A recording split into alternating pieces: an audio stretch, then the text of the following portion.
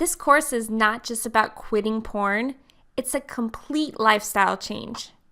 Addiction is something that takes over the whole body.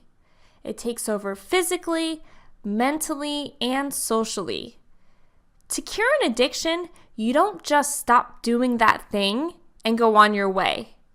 It's so much more than that. So I want you to think of this course as not just curing your porn addiction, but a way of completely changing your life. Think of it this way. When an alcoholic stops drinking alcohol, but remains the same lifestyle, they're typically miserable in doing so. The slang term for that is often used as a dry drunk.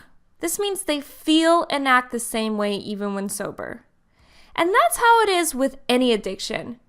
People who are addicted to food can stop eating food, sure.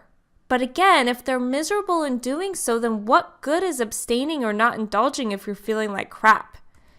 In this course, we're going to talk about all aspects of your life, including your pornography addiction.